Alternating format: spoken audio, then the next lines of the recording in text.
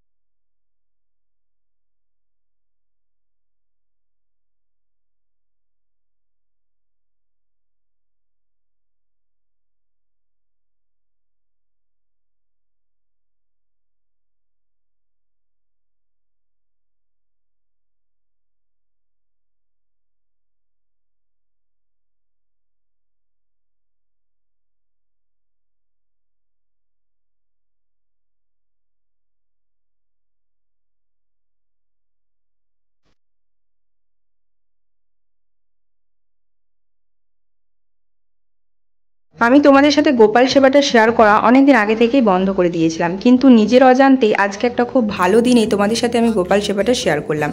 আজকে হচ্ছে রাস পূর্ণিমা, আমাদের এখানেও কিন্তু রাস হয়, কাদের কাদের হয় আমাকে বলবে। তো খুবই একটা ভালো দিনে তোমাদের সাথে আমি গোপাল সেবাটা শেয়ার করতে পেরে আমার নিজেরও খুবই একটা ভালো লাগছে। দেখো বন্ধুরা, আমি পুজো করে চলে এসেছি সোজা খাবার খেতে। তোমাদেরকে তো বলেইছি যে আজকে মা ভাত রান্না করে দিয়েছে সকাল সকাল, তো ভাবলাম 12টা বেজে গেছে, তো আমারও খাবার টাইম হয়ে গেছে, অন্য কিছু না খেয়ে চলো ভাতটাই খেয়ে নিই। আলু পোস্ত করেছে, ফুলকপির তরকারি, ডিমের ঝোল করেছে, আর আমি নিয়েছি একটু ঘি। তো বন্ধুরা, আজকে হচ্ছে 26 নভেম্বর। তো আজকে আমার পুচকু 9 মাসে পা দিল, ঠিক আছে। তো আমি তো সেই 4 মাস থেকে প্রত্যেকটা মোমেন্টের ভিডিও আমি করে রেখেছি। 4 মাস থেকে আমি রিলস বানাই, ফটো তুলি, ঠিক আছে। আর আগের মাসগুলোর ফটো তোলা আছে কিন্তু রিলস নেই। তো 4 মাস থেকে যেহেতু আছে, তো আজকে 26 তারিখ আমার পুচু 9 মাসে ঢুকলো। তো ভাবলাম চলো আজকের দিনটা কেন বাদ যায়, আজকেও আমি একটু সাজগোজ করি। এই যে দেখো, এটা আমার মায়ের শাড়ি, ঠিক আছে। তো পরে নিয়েছি, সাজগোজ করেছি একটু। তো কেমন লাগছে অবশ্যই বলবে। আর 9 মাসের যে পুজোটা হয় সেটাও আমার হয়ে গেছে। মানে আমাদের মা কাকিমাদের হিসাব অনুযায়ী বাংলা মাসে 9 মাস ঢোকাতেই কিন্তু তারা পুজোটা করে। তো বাংলার অগ্রহায়ণ মাস ঢুকে গেছে। তো আমার পুজোটা কালকে মানে শনিবারই হয়েছে। আর আজকে ডাক্তারের হিসাব অনুযায়ী মানে 26 নভেম্বর আজকে আমার পুচকু 9 মাসে পা দিল, কিন্তু মা কাকিমাদের হিসাব অনুযায়ী অগ্রহায়ণ মাস ঢুকে গেছে, মানে আমার 9 মাস হয়ে গেছে। তো কালকে পুজো দিয়েছে। তো এই যে দেখো, আমার এখন 3টে মাদুলি হয়ে গেছে, ঠিক আছে। আর হবে না, কারণ 9 মাস তো হয়ে গেল, 5, 7, 9 এই 3টে মাসই পুজো হয়। তো এই যে পুজো হয়েছে, মাদুলিটা পড়েছে, এই যে, ঠিক আছে। এবার হচ্ছে ডাক্তার দেখাতে যাব এবারে যখন, তো আমার ডেলিভারি ডেটটা দিয়ে দেবে। তো আমার মনেই হচ্ছে 9 মান্থসে ঢুকে গেছি। তোমরা তো বুঝতেই পারছো যে আর বেশি দেরি নেই পুচকু আসতে।